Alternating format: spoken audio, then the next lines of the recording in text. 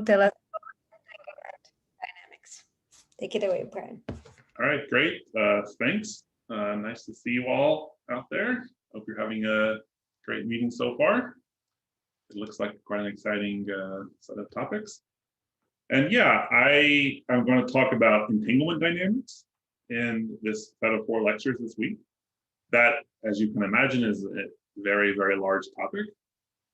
So I've chosen to talk about some of the basics that you can take with you and apply to your problem of interest. That's mostly today. And then for the bulk of the lectures to focus on the dynamics of entanglement in the context of highly excited states of extended systems, which are what we would call quantum chaotic. So basically how systems generate entanglement as they approach an effective notion of thermal equilibrium. That's kind of the broad topic of these lectures. As we'll get into a little bit later, this has to do with all kinds of important questions in condensed matter physics, in quantum information, but also in the context of gravity and ADS-CFT. So it touches on many different areas. And I'm just going to try to give you the sort of bare bones, simple theoretical picture for how we think this can be described in the simplest possible cases. And I'm happy to give you references to more elaborate situations and to answer your questions, etc. So please interrupt whenever. And yeah, the rough plan is today I'll talk about foundations. So that's his first bullet here. Then tomorrow we'll discuss the effective theory of entanglement growth for quantum chaotic systems. This is still to some extent a conjecture theory. I mean, it definitely applies to some cases, which I'll discuss, but the extent to which it applies to sort of every quantum chaotic system is an open question. Then in the third lecture, I'll likely talk about information spreading, which gives us a different point of view on what is happening during entanglement growth. And then for the final lecture, I thought I would discuss some frontiers. In particular, I thought I'd focus on something that has come to be called the measurement-induced phase transition, MIPT, which is an interesting phenomenon that occurs when you combine unitary dynamics with quantum measurements. So this is a very hot topic in condensed matter and quantum information right now. It's probably something you're less familiar with if you have a high energy background, but I'll just sketch out, my plan is to sketch out the basics of that and give you a flavor of sort of what people are doing, like literally right now. Okay, so that's the plan. Let's go on to lecture 1, which is foundations. So I'm going to rely on the previous discussion of quantum information to some extent, but here's the basic setup.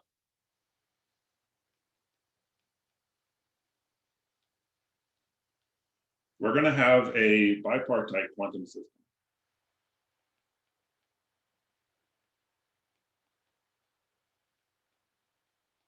This system has a Hilbert space, H, which is the tensor product of the Hilbert space of some subsystem A and some subsystem B.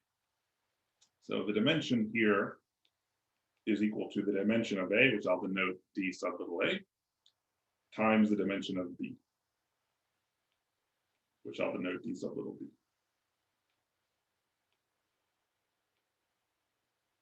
Okay. And moreover, there's a basis for this space, which includes a basis of states in A, tensor some other basis of states in B. Right? So this, I presume, is sort of basic quantum knowledge that you possess. If you don't, feel free to message me or let me know, and I'm happy to provide you some primer offline. And this is the basic setting of entanglement. So entanglement is about correlations between different pieces. In this case, we're going to talk about correlations between A and B.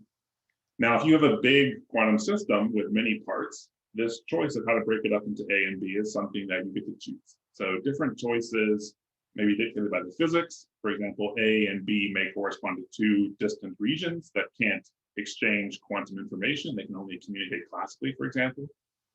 In such a case, entanglement would tell you about what sorts of quantum tasks you can accomplish with that shared state. But in the context of many body physics, for example, or quantum field theory, we sort of choose A and B in a way that suits us so that we can extract interesting information about the quantum system, about the quantum state. Okay, now we say a state psi AB is entangled. This is, again, mostly probably review, something you've seen in quantum. Oh, whoops. Is entangled if it's not equal to some phi A tensor phi B. Okay, so if there's just no pair of states on A and B separately, for which you can tensor them together to get A and B, then we say that this state psi AB is entangled.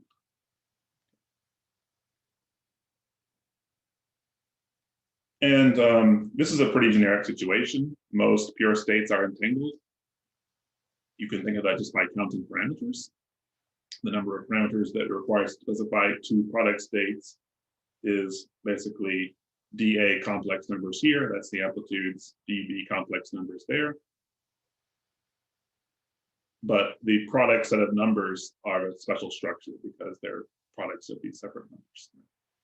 So the general basis coefficients, if you expand this out, will have some structure that's not captured by this product form. And so that's why this is, just from a counting of parameters point of view, a very special class of states, the unentangled states.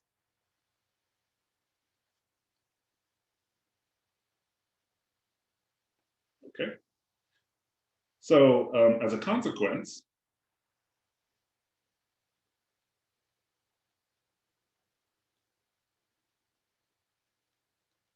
if I compute the state rho A, which is the reduced state on one of the subsystems,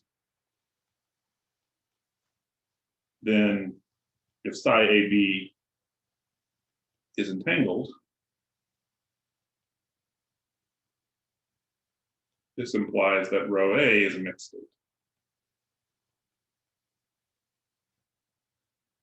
In other words, although I know the state of A and B perfectly, it's in a pure state. I have maximal knowledge about that. When I have entanglement between A and B, the state of the subsystem is not, it's not possible to know that with maximal knowledge, which is what it means to be a mixed state.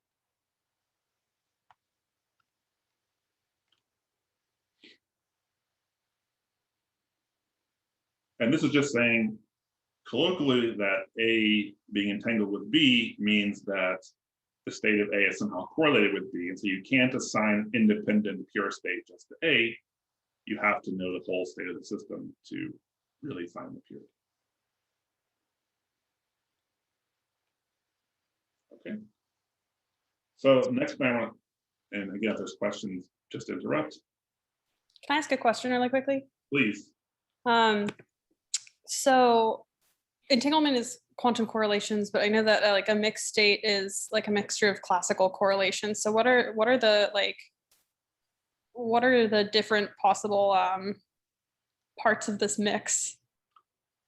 Yeah, that's a great question, and actually a tough question. So in the case where I assume that this state is pure in the big system, then I compute this rho A, and basically all of these sort of measures of entanglement that or measures of entropy, say, that we're going to define in a second for rho A, which measure, those all just cleanly measure entanglement.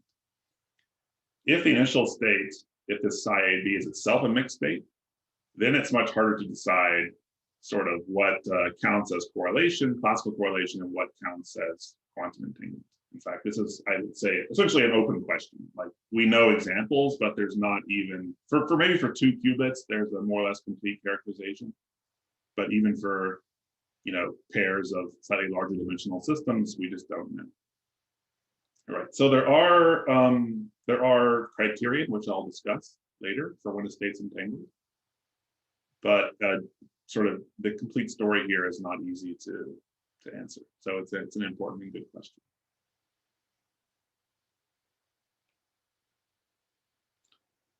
Okay, so let's talk now about how to diagnose.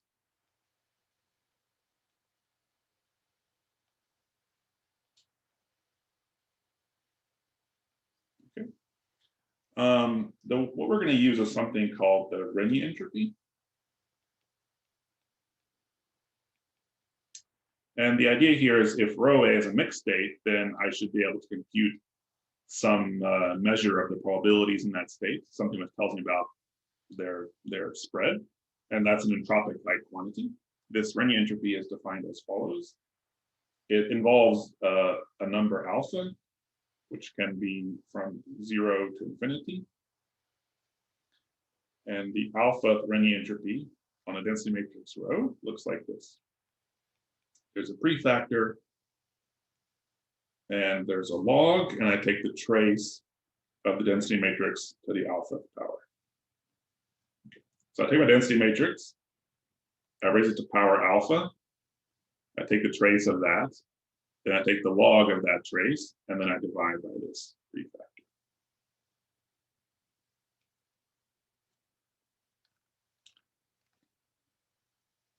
And the important fact is that S alpha vanishes if rho is pure. And it's greater than or equal to 0. Let's say it's greater than 0. Otherwise. So in this case, where the whole system is pure and the subsystem is in this possibly mixed state, any Renyi entropy for any value of alpha is a good diagnostic of that entanglement. It tells you, first of all, is the state entangled? And second of all, it gives you a number that you might want to call the degree of entanglement.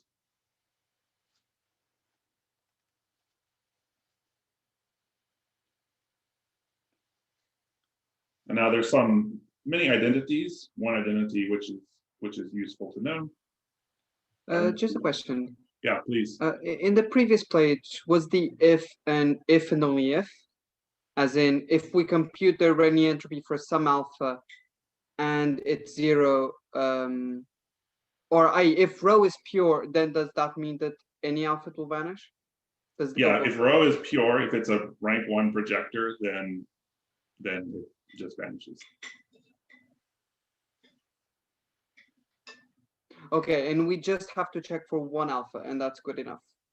That's right. Yeah. To tell that it's okay. This is an exact statement, so if you, but yeah, I think that's a correct statement. You can choose any of them, and if any of them are 0, then it's a pure state. One useful identity is yeah. And if one Renyi entropy vanishes, every Renyi entropy automatically vanishes as well. It's not possible that one vanishes and the other ones don't.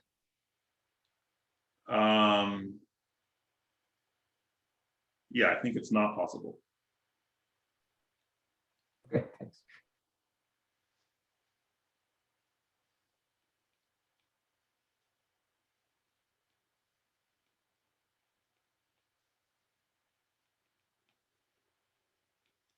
So one partial proof of that, at least in one direction. So you have a bound, first of all, that the alpha Renyi entropy is greater than the beta Renyi entropy if alpha is less than beta.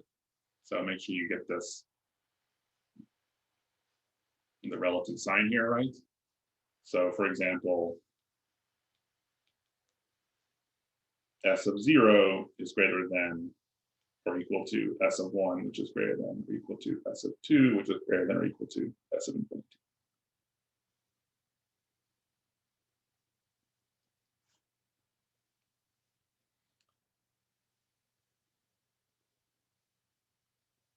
Yeah, and so you can see here, if say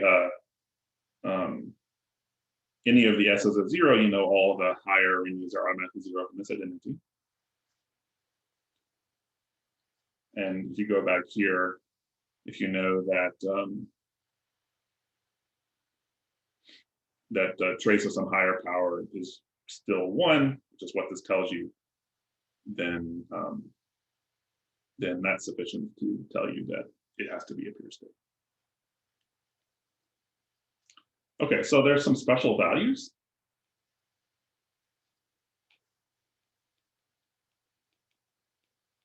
Of alpha. S naught is called the Hartley entropy or the max entropy. And you can convince yourself that it's the logarithm of the rank of the density matrix. This is called Hartley or max entropy.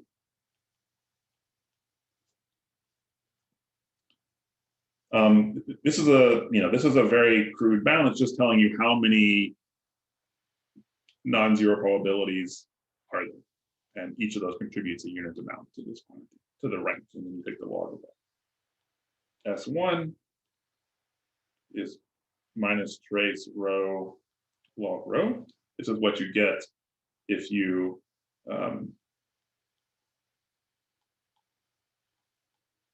take the limit as alpha goes to 1. So if you go back to this formula here, you look as alpha goes to 1, well, this quantity in front is diverging. I'll let the slides catch up. This quantity in front is diverging, but trace rho is 1 by normalization. So the log of 1 is 0, and you need to take a limit, right? And if you take that limit carefully, it's not too complicated. You'll find that at alpha equals 1, you get this very special combination minus trace rho log rho, which is called the von Neumann entropy. And sometimes in the context of entanglement, called the entanglement entropy.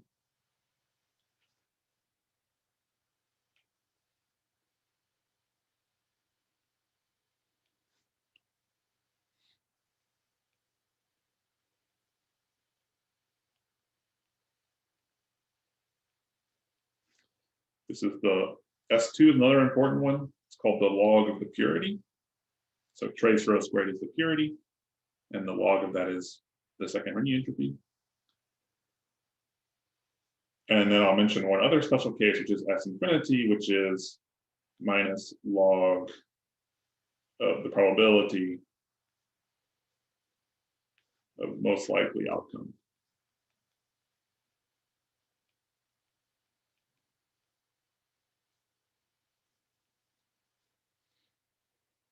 That's called the min entropy. I don't have space to write it, but anyways, the names will be written in the notes that I'll share after this. So of these, S naught, S1, and S infinity satisfy many nice properties. S1 especially is particularly nice. Theorists love S1. This is the quantum analog of the Shannon entropy, and you should have met this object in Patrick's lectures on quantum information. S2 has less nice theoretical properties from a sort of information theory point of view, but it's much more accessible. So S2 is a thing which can actually be measured in experiment. S2 is something which is relatively easy to calculate in a variety of models. So a great deal of our intuition for these quantities is related to S2 and related quantities. But in some cases, we also know these various other quantities.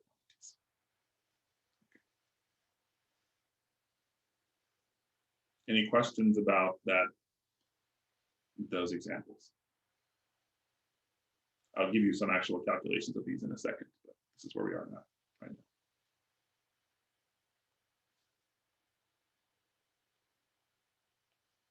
now. Okay. So let's talk now about the relation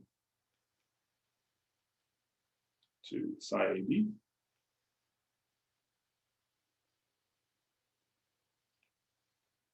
Okay, so there's something called the Schmidt decomposition.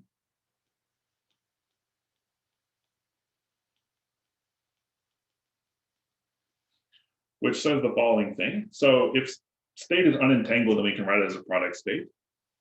If a state is entangled, that's not possible, but we can also write it as a sum over product states in the following way.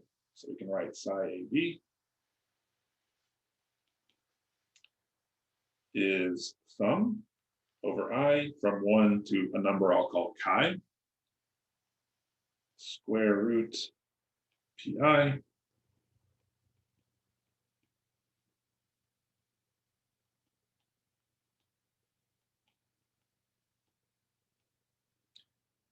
and what are these? These are orthogonal states.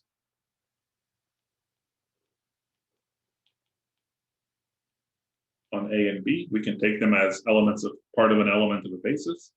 on A and on B. And I can always choose these states so that the coefficient is real.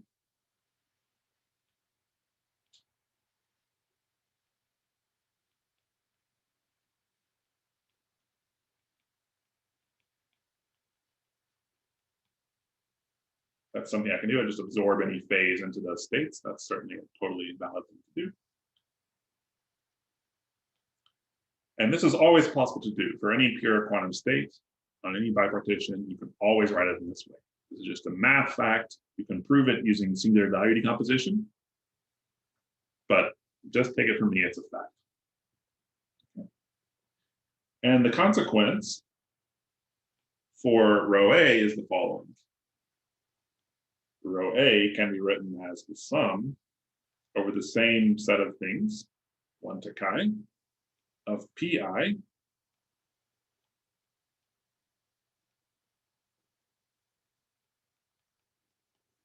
times these projectors.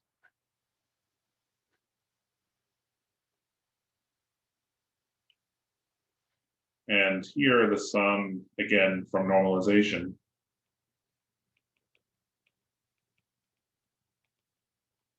the sum over I of pi is 1. So this Schmidt decomposition is a nice way of viewing the full state, which then gives, which is written in terms of a set of data, probabilities and states, from which you can easily deduce the reduced state on A. And there's a corresponding expression for the reduced state on B, which uses the phi tilde IB states.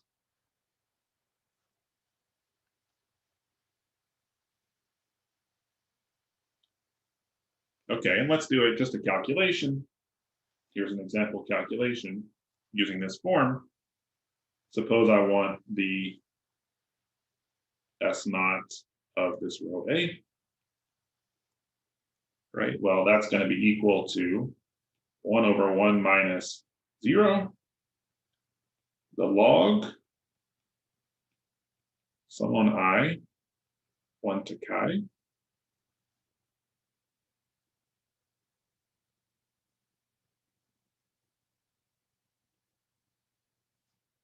like that. So again, this is alpha, that's alpha, that's alpha.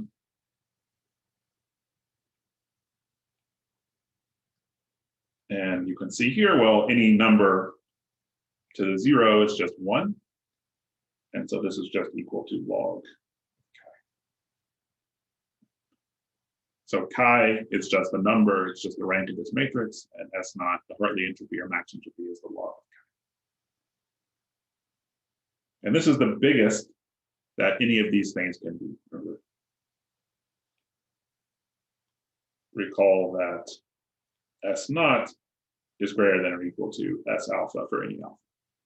So the absolute largest value that any of these running entropies can be is the log of the rank of the state.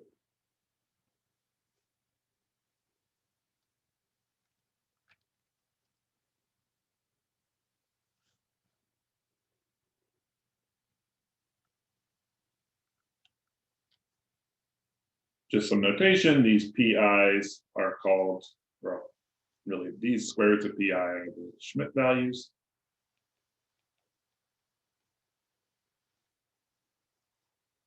And the point here is that we can think of S alpha of rho A as equal to a classical entropy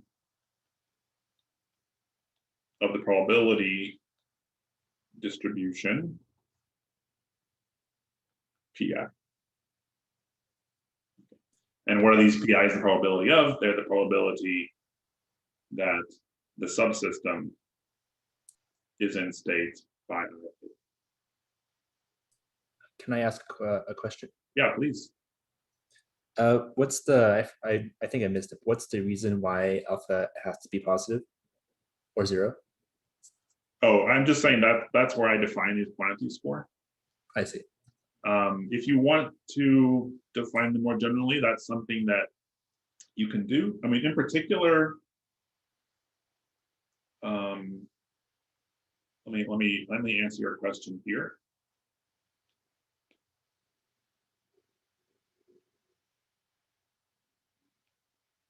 So as an aside, I'll just say it's interesting to consider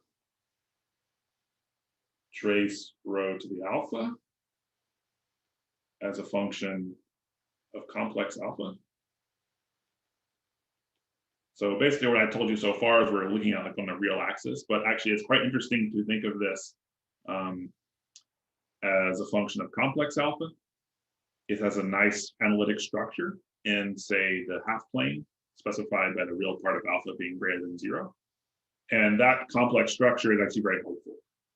For example, it tells us that you can prove a theorem that says, if you know trace rho squared, trace rho cubed, trace rho 4, etc., you know all that infinite set of data, then you know the entire spectrum under suitable conditions on the growth of the spectrum, etc. Right. Brian, can I ask a question about that actually? Yeah, please. I've always wondered about this. So right, you need to assume these things about sub-exponential growth in various directions in the right half plane. Is that something that we have to impose by hand when we want to make the replica trick work? Or are there like general conditions under which we should expect trace rho to the alpha to have the analyticity properties needed to apply Carlson's theorem? Good question.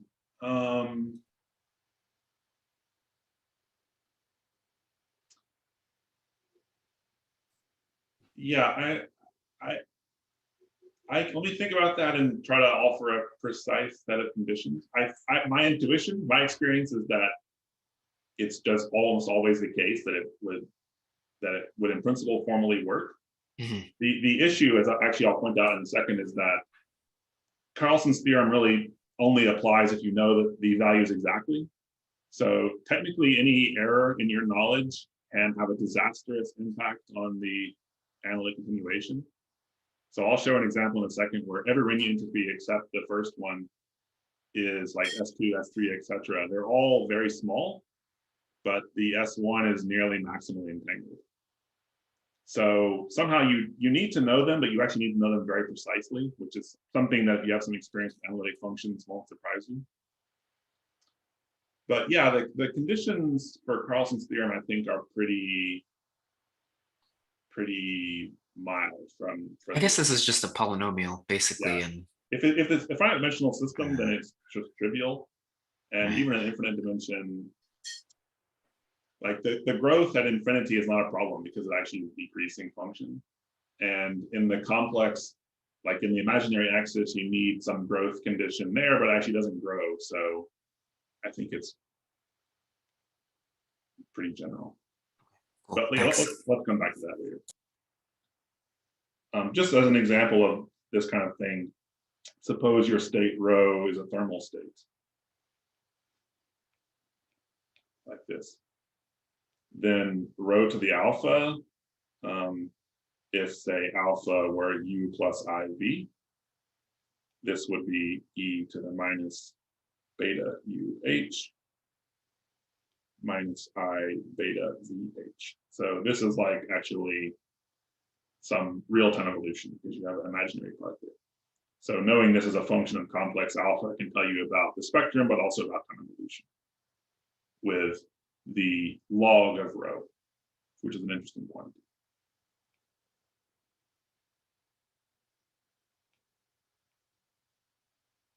All right. So let's talk about examples. That was all pretty dry. Let's look into something a little bit more interesting. So suppose, as my first example, let's just consider this case where dA equals dB equals n. And psi AB, I'll write as 1 over the square root of n, I equals 1 to n I. This we call an entangled pair or Bell pair.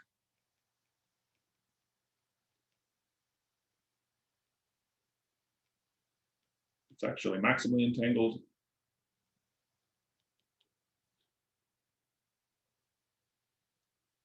And you can compute, let's compute trace rho to the alpha. Well, rho A from the Schmidt form is just 1 over n sum over I equals 1 to n I. That's equal to 1 over n times the identity matrix on A. Right? And so trace rho A to the alpha, it's very easy now because all the probabilities are the same. So every single probability is 1 over n, and this is just n times n to the minus alpha. And now you plug that into your formula, and you just get log n for all alpha. So this is like the nicest, simplest case where every range entropy agrees.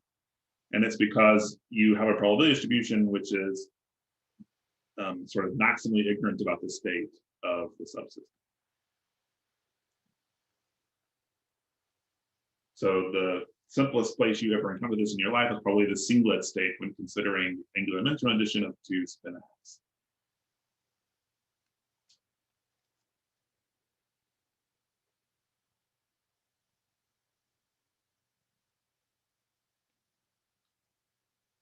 Okay, let me talk about another example now. And this example is, as I sort of intimated before, a lot of information we have about entanglement comes from studies of second ring entropy, and a few cases where we can also access the von Neumann entropy. But this case is going to just be a sort of cautionary tale to let you know all this doesn't seem to occur in practice, whatever that means. It is possible that the ring entropy can be very misleading. So here, let's consider a case where dA equals dB equals n plus 1. And the psi AB is going to be defined like this. There's a new parameter epsilon.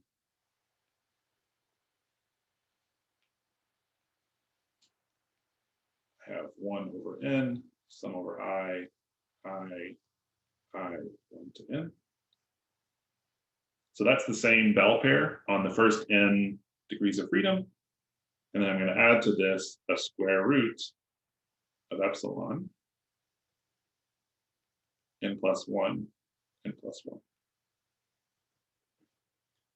So just take the bell pair or the entangled pair on the first n states, and then I append with a small probability this epsilon. Now you can compute again what this trace rho of the alpha is, and you'll find that it's equal to 1 minus epsilon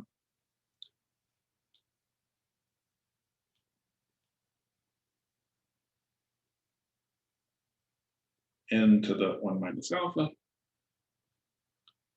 plus epsilon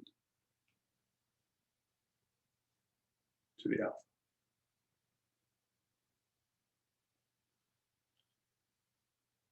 And now we see something kind of funny, because we have to ask which of these two terms is bigger. Is it this term or this term? And if epsilon is 0, then you just get back to the case we had before, where it's log n. But if epsilon is small, but not so small that it compares to 1 over n, 1 over the Hilbert space size, say epsilon is just 10 to the minus 3, but n is 1,000,000, right? Then actually this term can dominate.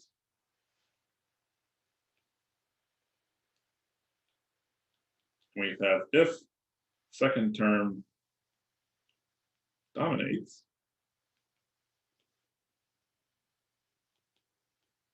then S alpha is roughly 1 over alpha log epsilon.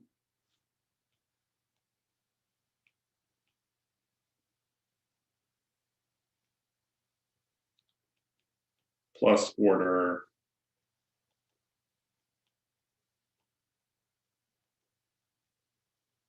so it should be n minus 1.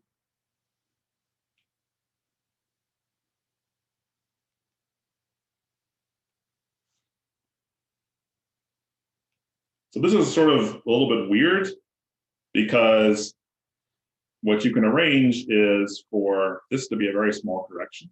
Suppose this is a very small correction. Then this Renyi entropy for any alpha for which this approximation is good is going to be just some order 1 number. It doesn't depend on n at all. So n can be as big as you want.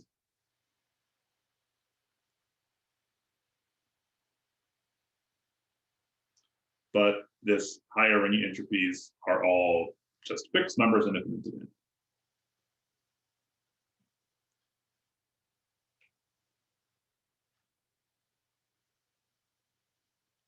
But S1 you can easily compute is equal to 1 minus epsilon log n plus some subleading thing.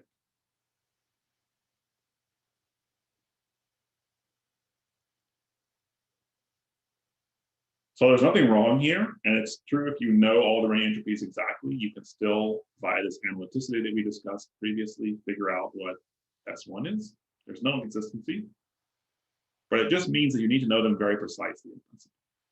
This is a contrived, strange example where if the dependence between epsilon and n is just right, and it's not too hard to achieve, then the Renyi entropy can be very small, but the von Neumann entropy can be very large. Ryan, can you clarify where you're saying log epsilon is small?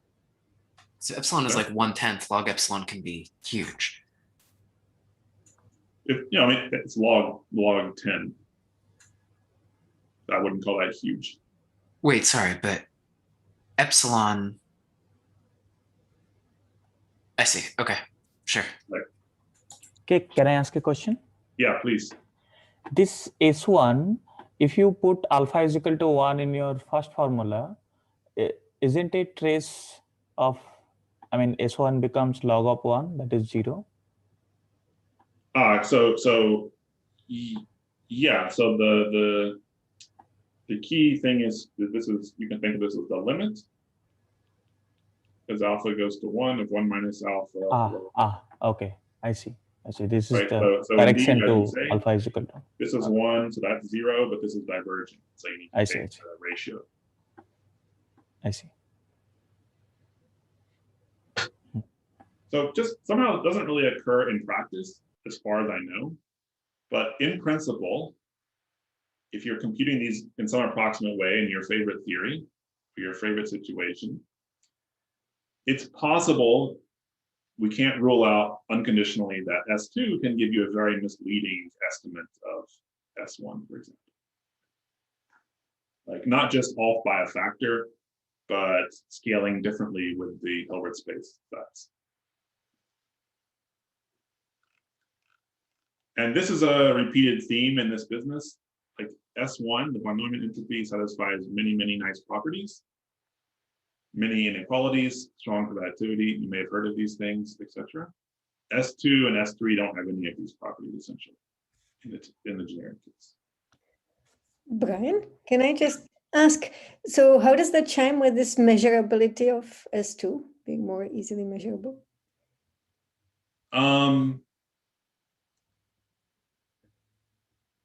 Well, it is measurable, but what's really measurable is trace rho squared, the purity. And if S2 is large, then that's already very hard to measure because it will be very small. Trace rho squared will be very small. So I wasn't planning on talking about this, but you know, the way you measure this is you have multiple copies of the system and you interfere them in some way with a quantum coherent operation. And then you make a measurement, and the probability to get the measurement outcome, say plus or minus, is proportional to 1 plus or minus trace rho squared. And so if trace rho squared is very small, you need to flip that coin many, many times to get an accurate estimate of the probability, the bias, and that would tell you what the entropy is. But what this is saying is that actually there are states where if you did that, you could find that trace rho squared is very small, or some modest thing in terms of the system size, but actually the von Neumann entropy is very large. And one mathematical consequence or related fact is that the von Neumann entropy has a nice continuity. So if you change the state by a little bit, the von Neumann entropy can't change too much. Good. But there's no such inequality for S2. Good. Thank you. Yep.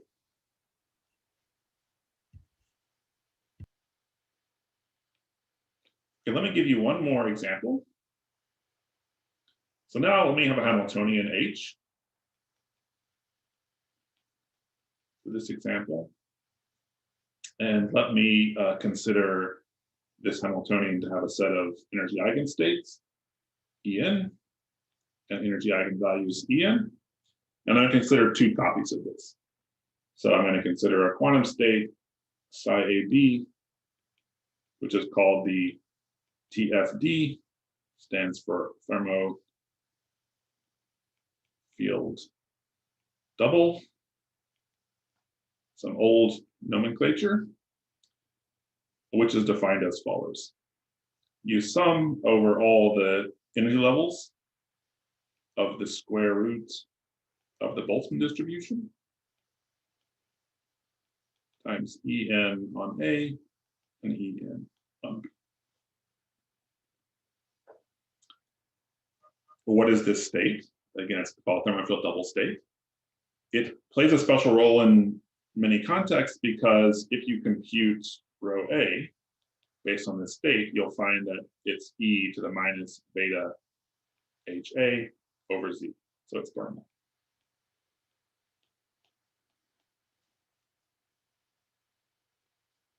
So the thermofield double is like the minimal entangled state, the minimal environment that you have to couple your system to exactly produce thermal equilibrium.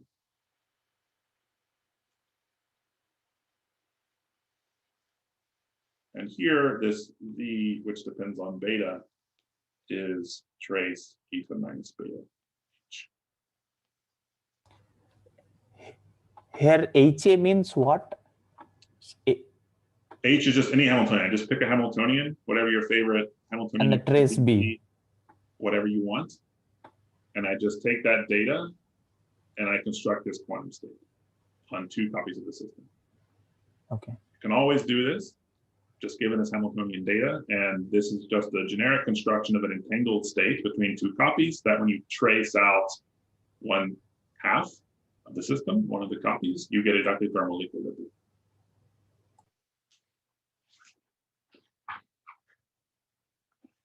So in other words, if you wanted to interpret the entropy of this state, thermal entropy, as entanglement, you could do that provided your system, your composite system within this quantum state. And here I just want to point out that trace rho A to the alpha can be written in the following way as Z alpha beta, Z beta to the alpha.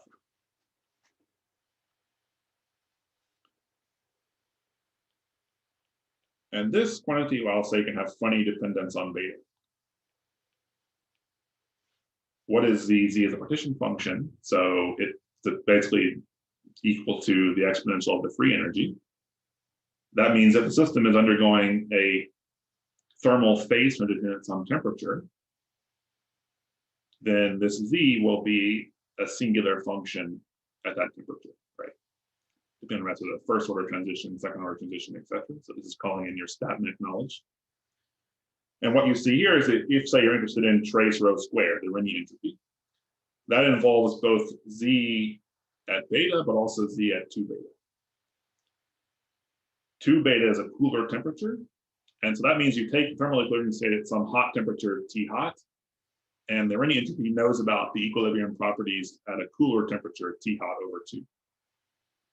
And so even if T hot is not near a phase transition in temperature, T hot over 2 could be.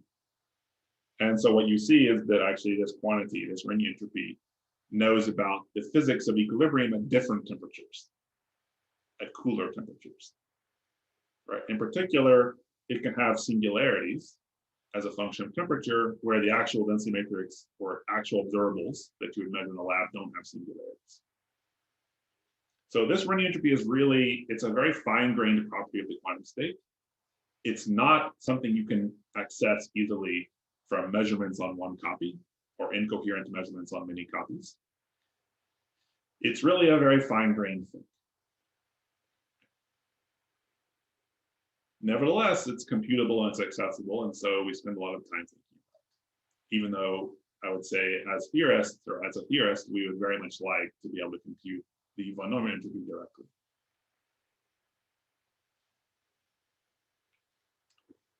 Any questions about these examples?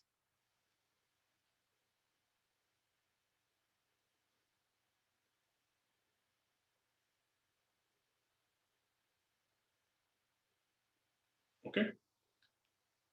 Well, let's talk about some more examples now, but of dynamics. So now at last, we're coming after about 40 minutes of setup.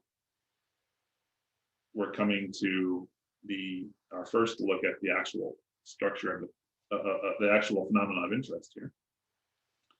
And again, I'm just going to go through a series of examples to help you build some intuition. So suppose we start with a state psi AB, and it evolves into a state which is related to the original one by unitaries acting on just A and just B. And let's suppose I want to compute delta S, which is equal to the change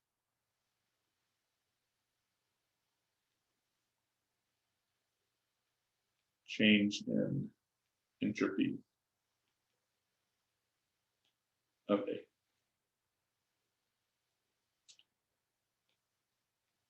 In this case, you have the result that delta S is identically 0.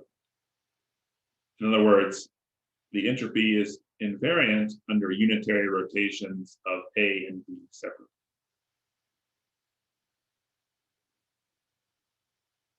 If you like, if you think in the Schmidt way of describing this quantum state psi AB, what UA and UB do is they rotate the Schmidt basis, but not the Schmidt values. And the Schmidt values are what determine the entanglement, these different entropies.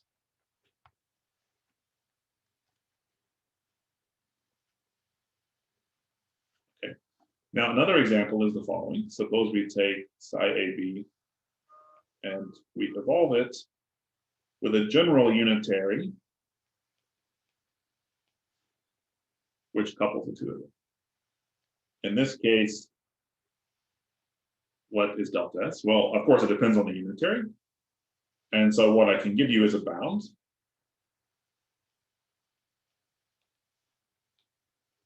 Delta S is less than or equal to the log of the min of the dimension of A and the dimension of B. So basically, it can't increase by more than the minimum between A and B of the dimension. And this bound is saturatable because you can go from, say, I equals 1, I equals 1 on A and B. There exists a unitary U which will take this to some I equals 1 to N.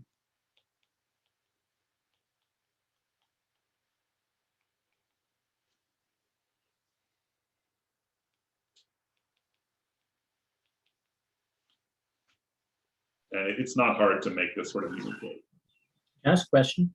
Yeah, please. If I consider one of these two systems to be infinite and the other one to be finite, does this formula still hold? Yes. Okay. If you go back to the Schmidt basis, to the Schmidt decomposition, the way I think about this, or the way I think about it, is to say you never need more than the complete basis of each side. And so whichever of those two is the smaller is sufficient, right? So in other words, if you have like a single spin coupled to a quantum field theory, well, there's the state the field theory is in when the spin is up and the state when it's down, and that's sufficient to tell you everything. The field theory state can be arbitrarily complicated, but kind of as this example indicates, it doesn't matter how complicated it is. On the subpiece, it just matters how much correlation it's between the two.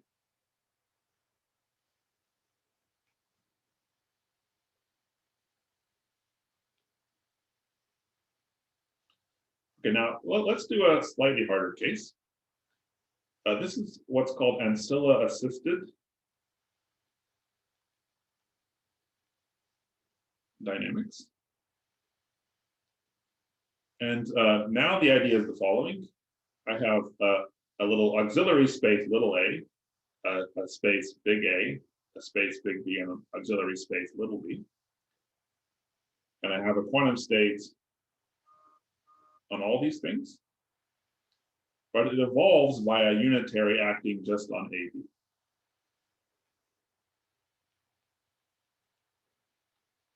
So I have a bigger space on A and on B, on the A side and the B side. And I don't say anything about what the state is within that bigger space.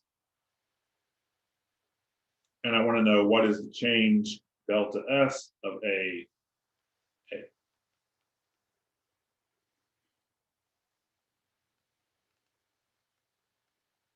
Right, so this is a subtle but important difference. In the previous case, I was allowing the unitary to act on the whole system that I was considering the entropy change of. Now I'm considering the entropy change of a bigger system, but the unitary can only act on a subsystem of that, on bigger.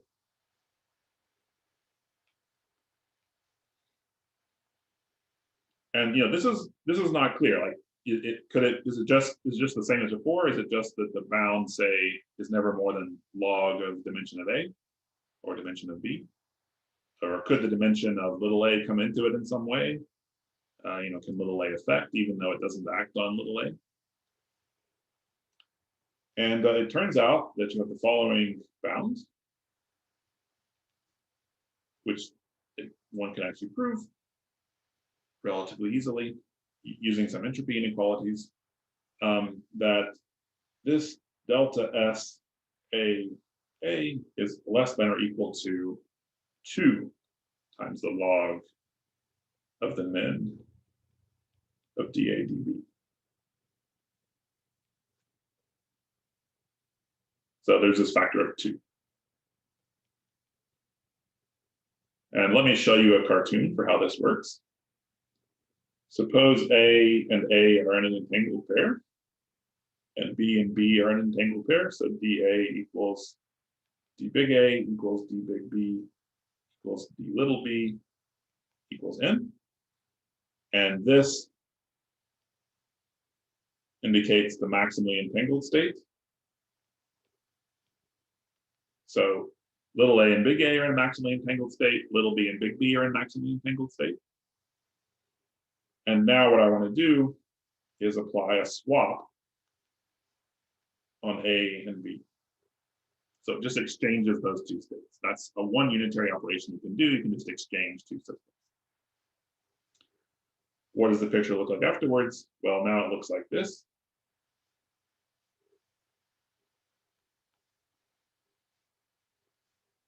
Because I just exchanged A and B. And so before I had no entanglement. Afterwards, I had 2 log n entanglement. So it can actually help. You can go faster with these auxiliary systems than you could without.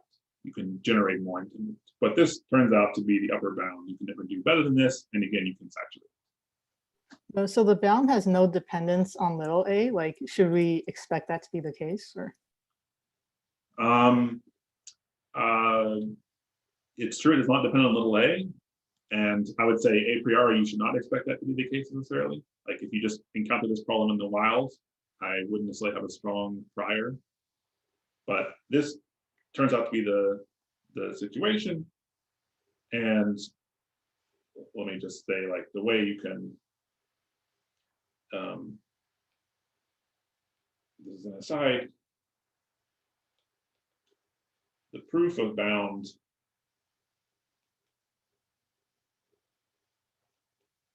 for von Neumann entropy is based on 3 facts. Fact 1 is that the entropy of, let's call it X and Y, is less than the entropy of X plus the entropy of Y. This is only for von Neumann entropy. This is called subadditivity.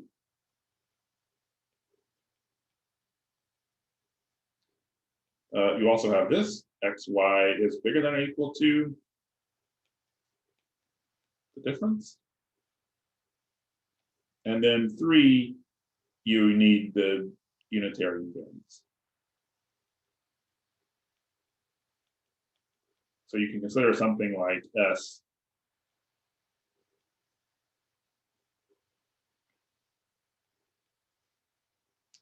A B initial minus S A B final, and this is equal to 0 by unitarity.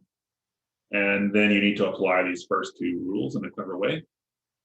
So this is a good exercise.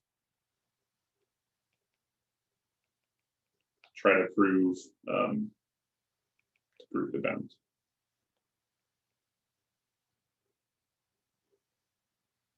But those three facts are sufficient to do it, I think.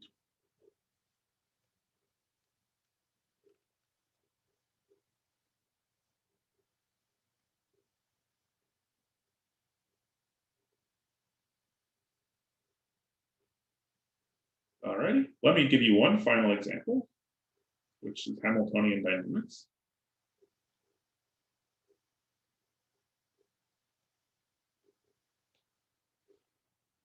Let's suppose again you have the same kind of setup, A, B, B. You have a Hamiltonian, which is something within the A part, something that couples, and something within just the B part.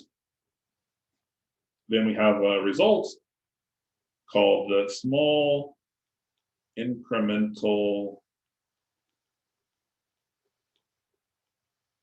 entangling theorem. It's a conjecture until 2013, but it was a theorem after that. This is due to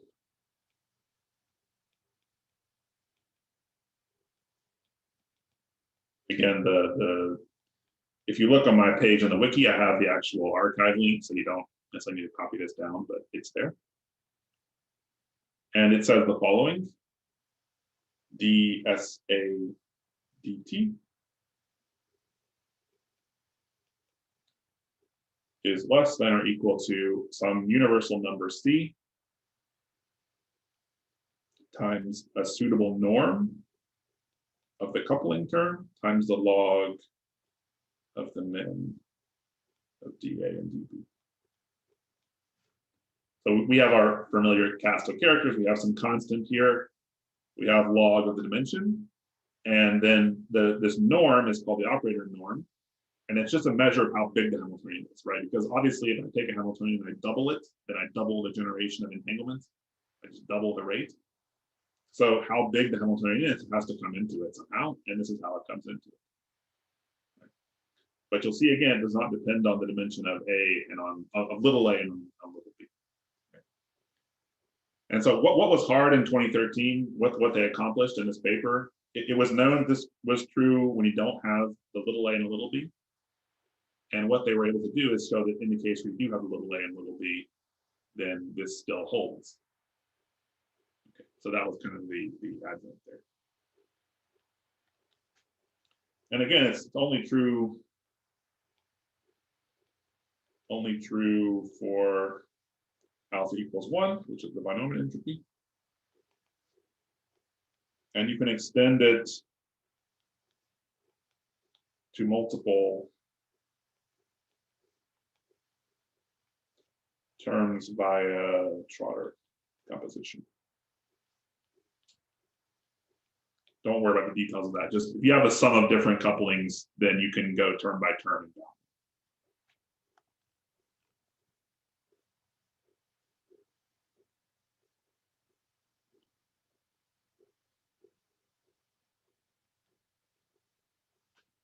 So any questions about those examples? Yeah, I had a question. Can you write down the same formula for the B system? So ds little b big B dt? Yeah, it has the same, exactly the same form. Okay. And moreover, I may not even said this, but the entropy of A is equal to the entropy of B when AB is in a pure state.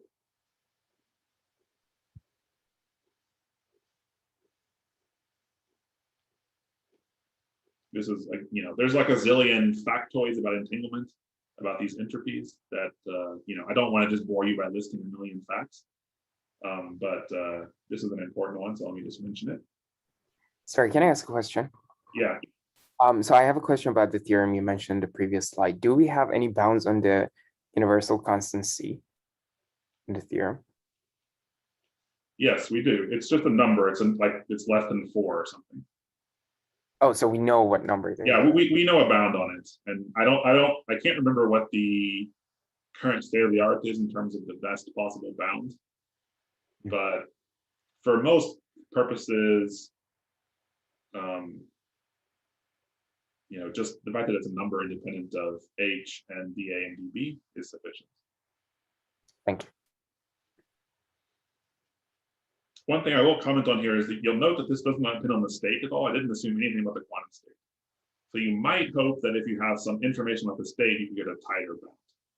And that is indeed true in many cases, but this is like a totally general state independent bound, holds for any Hamiltonian, any system, any quantum state. And yeah, this is just the aside that I said, SAB is equal to SB. SA is equal to SB, basically because they both depend on the Schmidt values in the same way. So that's a useful fact.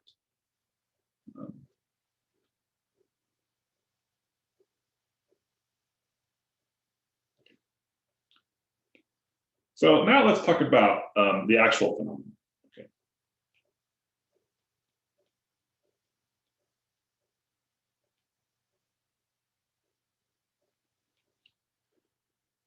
So I want to consider a system of n qubits. So n two-level systems, n spin halves. And I'm going to consider these qubits to be arranged in a line like this.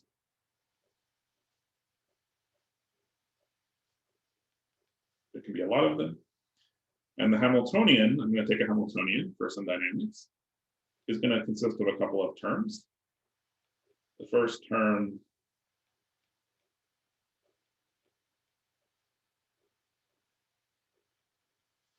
is a coupling between nearest neighbor spins and the Z bases. The second term is a magnetic field in the X bases, and this third term is a magnetic field in the Z bases. So this is a nearest neighbor coupling. You could think of it as like something here. These are effectively magnetic fields.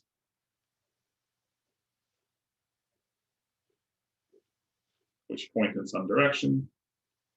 Let's say like that.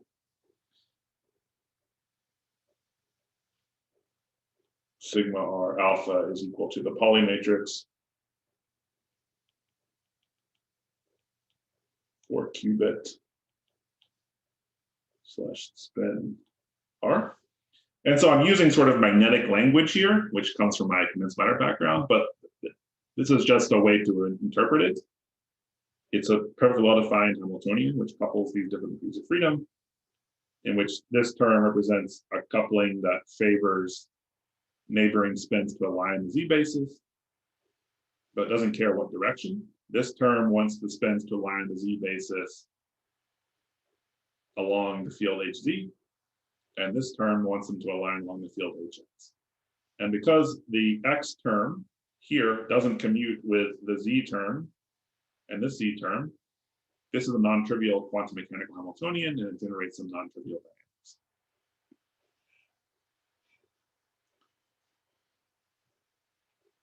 In fact, this Hamiltonian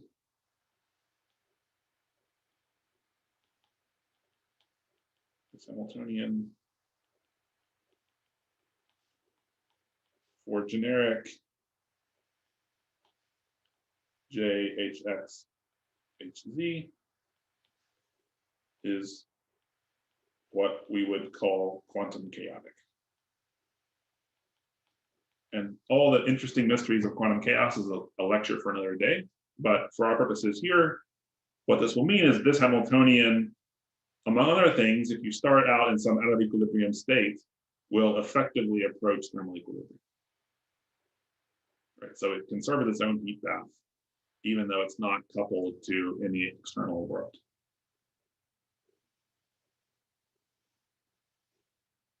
Any questions about the setup for this thing?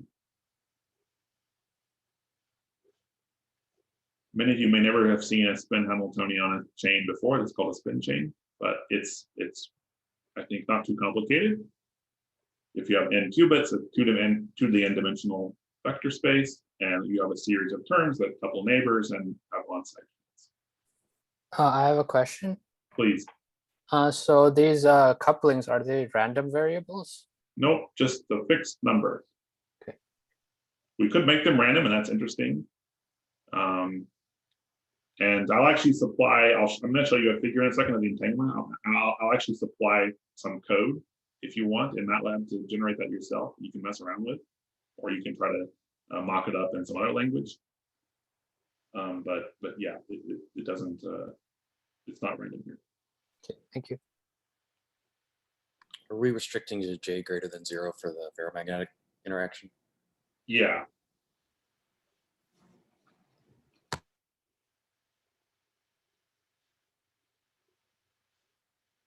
So let's do the following things. The initial state will be plus y, plus y, plus y for every spin. And why I choose y? Well, the expected value of x and z in the y state is 0. So the expected value of that Hamiltonian in this state is 0. And what that means is that actually it's at the middle of the energy spectrum. So if you plot out the spectrum of energy levels of that Hamiltonian, it goes from some negative value to some positive value, with most of the states at energy 0. And this is a state, this is one state at that 0 energy sector, which, as we'll see, corresponds to thermal equilibrium, or corresponds to an infinite temperature final equilibrium state. And here I'm doing n equals 14 qubits. And I'm looking at entropies of either, say, 1, 2, or 3, etc. systems at a time. So this is L equals 1. This is L equals 2. L equals 3, and so on, up to L equals 7. That's half the system. These periodic boundary conditions? No, there's open boundary conditions. Okay. So what do we see here? Let's look at this. This will be the final thing for today. What do we see? We see a couple of things. So first of all, entanglement all starts at 0 because this initial state is unentangled. So check, that makes sense. Second of all, we see if we go out in time, at late time, entanglement has some final values, and it's independent of time. So the entanglement saturates something. We'll come back to what that something is in a second. Third, you can see at an early time, relatively speaking, the entanglement grows approximately linear in time, until at some point when the entanglement of each subsystem gets close to its late time value, it starts to peel off from this curve, peels off, peels off, peels off, and approaches its asymptote. So in other words, all the regions have constant entanglement growth until they get close to saturation, in which case they peel off from that growth curve and approach saturation in some way. Right. But the rate is actually the same for every region, at least initially. So all the regions coincide until they start to peel off as they approach the saturation. The saturation itself, what are these dashed lines? What I did was I took just a random vector in the Hilbert space. So this is a 2 to the 14 dimensional Hilbert space. I just chose a random vector. I asked my computer to give me 2 to the 14 times 2 random numbers. And I use that to make random real parts and random complex parts. I normalized it, and I compute the entropy of that thing. Just a single shot. That's what these dashed lines are. And so what you see is that at late time, entropy is approaching that of a completely random state in the Hilbert space. Brian, you have 5 minutes. All right, great. In particular, if L is less than, let's say much less than And over 2, the entropy of L is approximately just L, which is maximal. So subsystems, let's say small subsystems, look maximally mixed, which is what you'd have in thermal equilibrium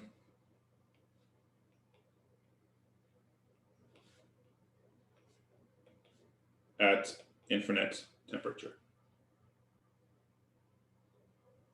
I see a question about whether the early bump has any physical meaning. It certainly does, but I would say it's a non-universal meaning. It depends on the Hamiltonian you've chosen. So like at very early time, the Hamiltonian, can have oscillations essentially, because it's just a rotating, it's processing magnetic fields and rotating ferromagnetic couplings. And so this kind of very early time wiggles are characteristic of the Hamiltonian, but they don't necessarily, have any universal meaning across all Hamiltonians, right? And their value will depend on the details.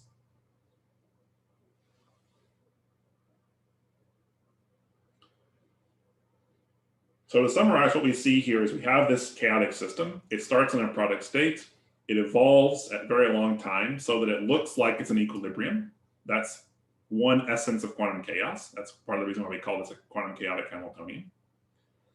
And that growth has various features. It has an early time non-universal part here. It has an approximate linear growth for a while. It has a saturation, an approach to saturation, and a final saturation. And the late time values are determined by some essentially equilibrium physics, which has to do with how big the Hilbert space is and how big the subsystem is. So this is a phenomenon we want to understand. This is what we'll actually talk about in the remainder of these lectures. And the kind of questions we would like to ask about this phenomenon include: what sets this rate of growth? What does it depend on? How do I describe these saturation parts of the curve as I approach the late time value? What sets the late time value? How long does it take to get there? Are there bounds on these different dynamics that depend on the state, for example? So there's a whole variety of questions that we want to answer. We can generalize this to higher dimensions. We can consider more complicated kinds of models. And that's going to be what occupies us for the next several lectures. So what you can expect next time, I'm going to talk about models and techniques just a little bit, just a very high level overview. And then we'll dig into an effective field theory, essentially, which captures this behavior and makes a lot of predictions about what you would expect for saturation time, growth rate, etc. And we'll sort of play with that in 1D in various contexts. Okay, so that's what you can expect next time around. And I'll also post these notes on the wiki once we're done here. So thanks a lot. Perfect. Thank you. Perfect timing. Okay. Questions for Brian? I have a question way back about the discontinuities and the Renyi entropies. Okay, so for like my whole graduate career, I've been hearing the lore that Renyi entropies are discontinuous, and I've been, even writing it in papers. But I was just thinking about this. The second Renyi entropy is a log of a sum of squares, which sure looks continuous to me unless all of the eigenvalues are 0. So what's going on there? What's missing in my intuition? Let's see. The eigenvalues are certainly vary continuously with the trace distance. Yeah, I think so let's see, what can I say? Well, so one thing to note is that silly example I showed you, I was playing with a 0 eigenvalue initially, and then making it non-zero.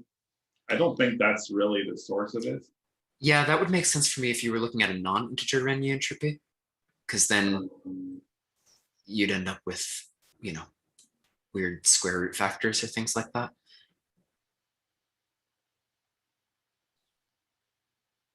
Yeah, I guess I'd say something like the following. So trace rho squared is continuous. Like if you have two states that are epsilon apart in trace distance, then trace rho squared will never change by more than like epsilon.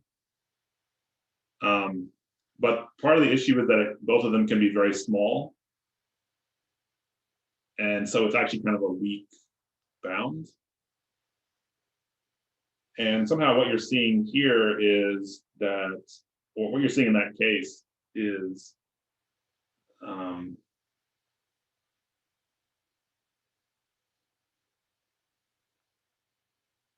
yeah, what's the best way to say it?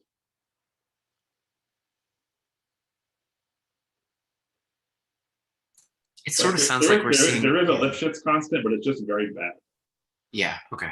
Maybe it's continuous, but with a massive first derivative or something. Yeah, that's right. That's right. Okay.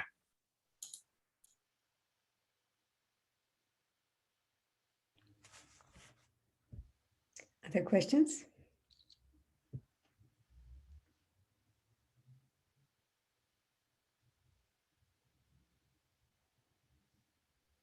Can I ask a quick question? Yeah, please. So when you were discussing the evolution of those four systems, little a, little b, and big B. Yeah. And you discussed two examples, and in both of those cases, the maximum entropy change is limited by the minimum dimension of the AB system, right? Yeah. Why? Can you help me to understand why is it the minimum, not the maximum of the dimension of the two systems?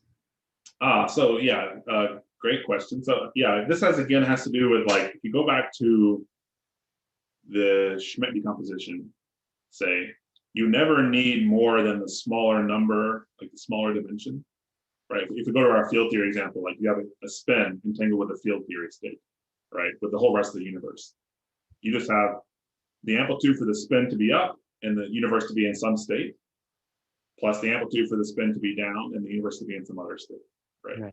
So it's the smaller of the two that determine how many possible amplitudes you have. Okay. And that's why this min appears. So basically, if you're coupling like a small system to a very big system, it just means that you can't really use most of the big system to make entanglements, because your small system can only couple realistically, sort of physically, to a small number of degrees of freedom inside that bigger system. Mm-hmm. That's going to be intuition. Is that, but most of it is wasted essentially unless they have the same size. Okay. That makes sense. Thank you. Yeah. And I had another question regarding the picture that you showed at the end. So you mentioned something about this system being chaotic. Now, yes. I mean, in if I think about the classical chaos, the whole chaos comes from the fact that the system depends very sensitively on the initial state. Does that also show up here, that if you change the initial wave function a little bit, then the things don't, follow the same kind of nice behavior? Yeah, this is a good and deep question, and something that people in quantum chaos discuss to this day. The sort of simple answer is that the Schrodinger equation is linear. So small changes in initial quantum state don't grow. But that's actually also true classically if you think about the Liouville equation. So if you shift the initial distribution a little bit, that shift in sort of full distribution space doesn't grow with time. It's just linear, right? That's what the Liouville equation is. So instead, it's really observables that grow in some way, essentially, which can be, if you like, nonlinear.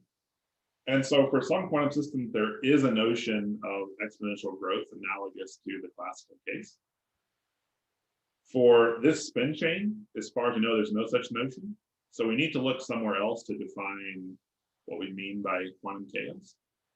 Okay. And this is an ongoing discussion in the field. So, classical chaos has a set of things associated with it, of which this butterfly effect is one of them. It's not always possible to have that in a quantum chaotic system for various reasons.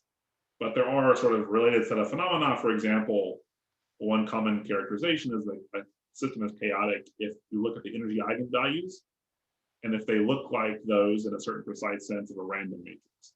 So they're structureless or featureless in a certain precise sense. And that's one definition of quantum chaos, and you could try to relate that definition to other notions like the entanglement should grow, that you should reach equilibrium, that correlation should decay, etc. Right, and that's part of the struggle of that field to understand how to relate these various notions. So I mean, the thing that you mentioned about the random matrix, is that why if you just choose a random matrix in your when you are coding the system, and then if you try to compute the entropy, the final entropy, it always gives you the saturation, you know, where the system ends up for higher values? Yeah, it's related. Like if this Hamiltonian here were not this nice local thing, but if I just chose a random matrix and, you know, a random 2 to the 14 by 2 to the 14 matrix, then yeah, what you find is that entanglement just generates super fast for every region. Mm-hmm. Of course, it depends on how we normalize things, but essentially there's like no locality, there's no like growth period, it just becomes maximally entangled instantly, basically. And that's one way to understand this late time value. Okay, and that's somehow relates to the system being chaotic. I mean, is there a connection? They're different things. So like, you know, when we say that the energy levels of this Hamiltonian are chaotic, we have to sort of be careful what we mean by that, because obviously like the ground state's not, it's a special state. And at finite time, we know about locality, etc. So there's a notion of a time scale called a Fowlis time. And it's like saying, if you look at energy levels closer in level spacing than this inverse time, then they look random matrix-like. And so what we've said is we need to like wait for a system to evolve for a long time. So for example, if we wait long enough so that every subsystem is thermalized like this, that's a time proportional to system size. And then maybe after that time scale, the eigenvalues that are more closely spaced than that could look random matrix-like. Okay, thank you. Yep. Other questions, discussion? Okay, so it's a good time to wrap up. So let's thank Brian again. Yeah, thanks.